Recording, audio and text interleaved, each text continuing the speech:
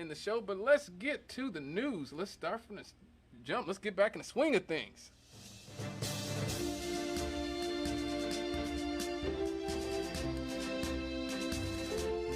Breaking news.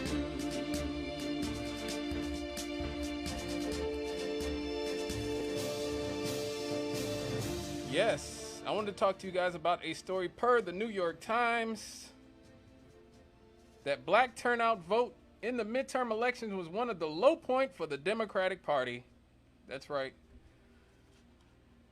What's up with those old Democrats? There was a lot of good news, or at least news that felt good for Democrats this election cycle, from holding the Senate to remaining stubbornly competitive in the House. But as more data becomes final, it is clear that black turnout is not one of these feel-good stories for the Democratic Party. The evidence so far raises the distinct possibility that the black share of the electorate sank to its lowest level since 2006. Now remember, 2006 was at the sort of close to the end of the Bush era, the George W. Bush era, the second Bush era. This was the year after Hurricane Katrina had happened.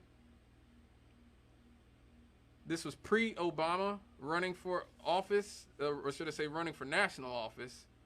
And so the sort of optimism that many people in black America felt wasn't there yet. And the sort of despair that a lot of us felt after Hurricane Katrina and the Gina 6 fiasco. Remember the Gina 6? Who remembers that? So that's what was going on in 2006.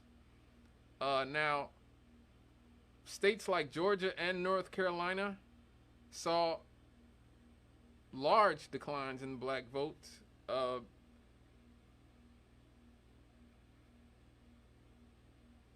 Relative low black turnout is becoming an unmistakable trend in the post-Obama era. This is something that the New York Times has found, raising important, if yet unanswers, about how the Democrats can revitalize the enthusiasm of their strongest group of supporters. Is it simply a return to the pre-Obama norm? Is it yet another symptom of eroding Democratic strength amongst working class voters of all races and ethnicities? Yes. Or is it a byproduct of something more specific to black voters, like the rise of a more progressive, activist, and pessimistic black left, which I consider myself a part of, that doubts whether the Democratic Party can combat white supremacy? Yes, I question that all the time on this show. Whatever the answer, it is clear that the relative low black turnout was not exactly disastrous electorally for the Democratic Party in 2022, with the possible exception of the Wisconsin Senate race. Mandela Barnes, a brother from Milwaukee, was thought to be able to win over Ron Johnson in Wisconsin, and he actually did not win. There was a lot of hope that he could overcome the deficit between him and Johnson, but that did not end up being the case. So that's what they're talking about in Wisconsin. It's hard to identify a high-profile election where Democrats might have prevailed if the black share of the electorate had stayed at 2014 or 2018 levels. But it does help make sense of one of the stranger features of this election: how Republicans fared so well in the national vote, but routinely underperformed in critical states and districts. With the important exceptions of Georgia and North Carolina, the black population share was well below the national average in virtually all the key districts and state contests. Georgia and North Carolina are two of the states where voters indicate what race they are when they register to vote, offering an unusually authoritative look at the racial composition of the electorate. In both states, along with Louisiana, the black share of the electorate fell to its lowest levels since 2006. In all three states, the turnout among black voters was far lower than among white voters. In North Carolina, for example, 43% of black registered voters turned out, compared with 59% of the white registered voters, roughly doubling the difference from 2018 and tripling the racial turnout gap from 2014. While similarly conclusive data is not available elsewhere so far, the turnout by county suggests a relatively weak black turnout was a national phenomenon. In Philadelphia, Milwaukee, and Detroit, the turnout fell 10 to 12% beneath 2018 levels. At the same time, turnout increased in the rest of Pennsylvania, Wisconsin, and Michigan.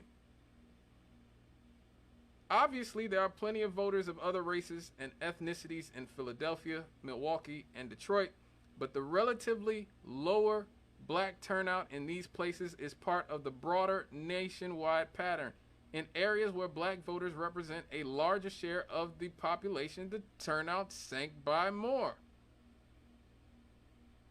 The decline looms especially large in Wisconsin, which we just talked about, where the Democrat Mandela Barnes fell 26,718 votes short of victory, or about 1% short, even as the Democratic margin in the city of Milwaukee fell by an identical 27,612 votes compared with 2018. Now, this man was born in Milwaukee and represented part of the city in state assembly, did well enough outside Milwaukee to have a good chance to win the state, but the city did not represent the share of electorate that it did 4 years ago. And so we're seeing this now. You know, I've been saying this since I've been here at this station the last, I believe, 6 or 7 years now, that the Democratic Party will continue to take black people for granted. And look, we're not going to go and vote Republican, most of us, though there are record numbers of black people voting for Republicans, but that's still only like 10% or something. It's not like a large percentage, just that, you know, the Republican share in the past was just so low that any marginal improvement looks like, you know, that they're doing well. Donald Trump did better with every minority group in 2020 than he did in 2016. He improved his share of the black vote, the woman vote, the Hispanic vote, the Asian vote, the Native Indigenous vote. And look, I keep trying to tell people this. We have to find a way out of this abusive relationship that we are in with the Democratic Party. And a lot of people, particularly people in my generation, millennials, and the next generation, Zoomers, are sick and tired of being sick and tired of a party that gets 90% of our vote when we vote and then takes us for granted.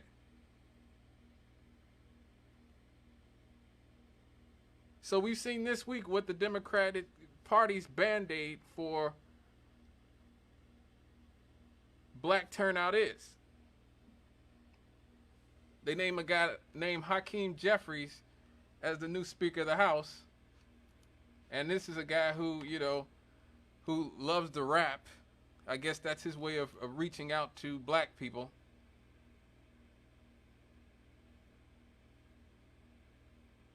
That's what he does. You know, because he's from Brooklyn. It was all a dream. I used to read Word Up magazine, Salt and Pepper and Heavy D up in the limousine, hanging pictures on my wall. Every Saturday, Rap Attack, Mr. Magic, Marley Marl. Those were the words of the late, great, notorious B.I.G. Biggie Smalls, Frank White, the king of New York. He died 20 years ago today in a tragedy that occurred in Los Angeles. But his words live on forever.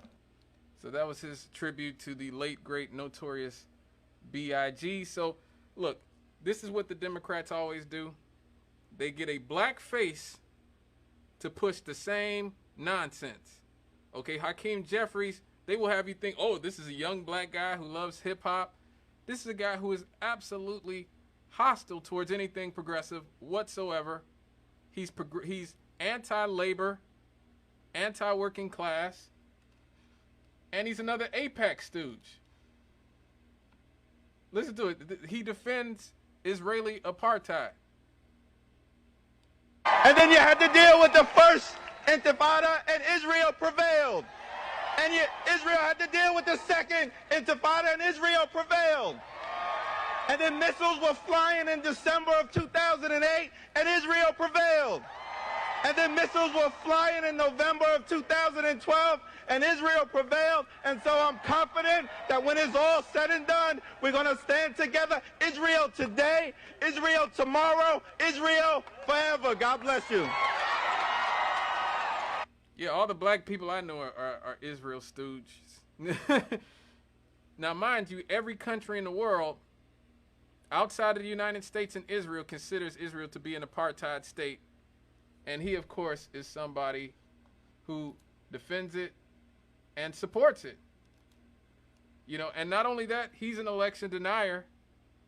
You get all these liberals out here, the MSNBC, the CNN crowd who talk about, oh my God, Donald Trump and the Republicans are election deniers.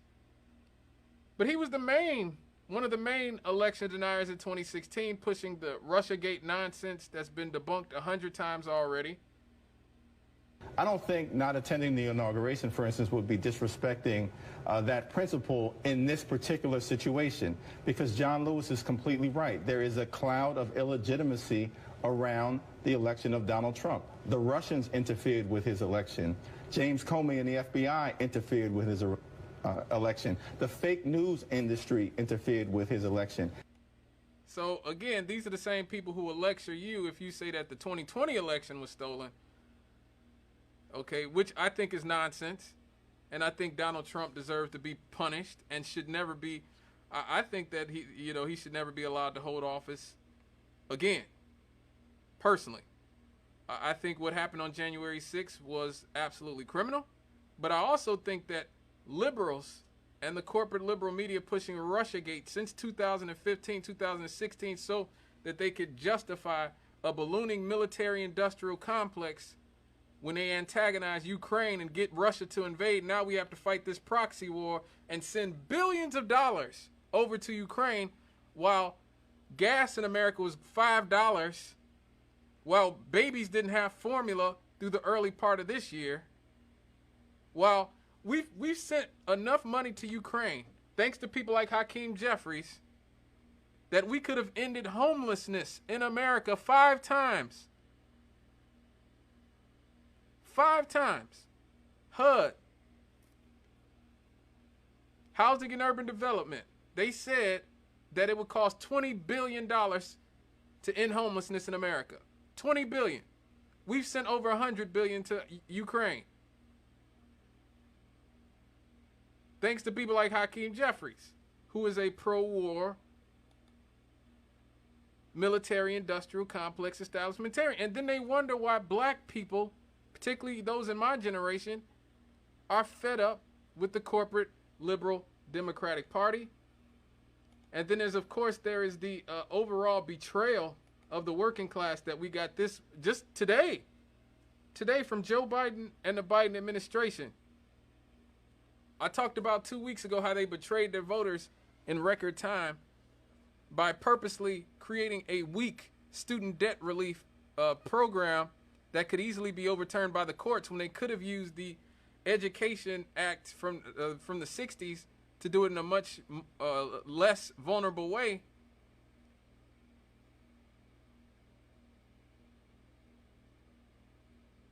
And how they also immediately backed off from codifying abortion into law.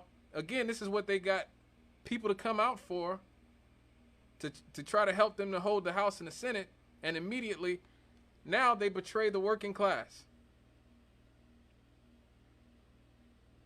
At the same time, union members were trying to get Raphael Warnock elected in Georgia.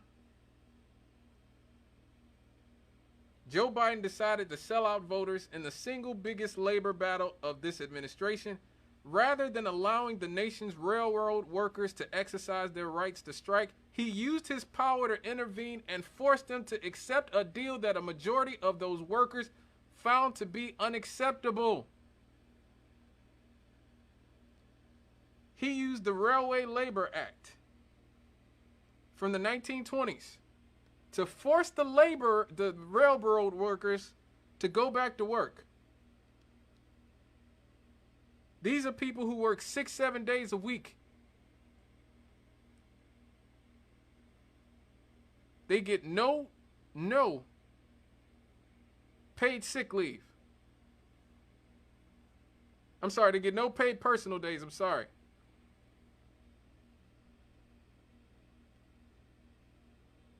All they wanted was personal days and 2 weeks of paid sick leave. That's all these workers wanted. All these workers wanted. And instead of standing with them, the so-called most pro-labor president in modern history stood with the corporations. Now, I can't reiterate to you guys that enough that these workers, these railway workers, they are exposed to highly toxic chemicals. They have an extremely high incidence of cancer. An extremely high risk of cancer doing that job.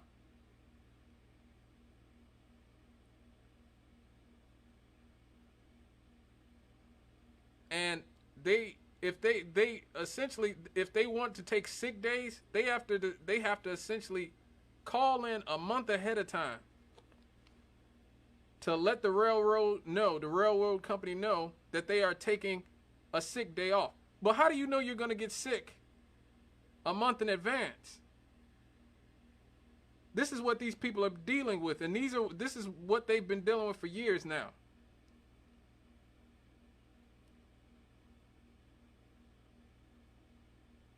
The 7 biggest railroad companies in America. The 7 biggest.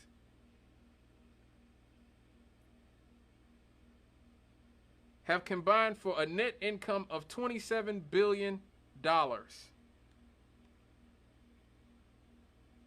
That is up from $15 billion a decade ago. So they are rolling in dough. They are making record profits.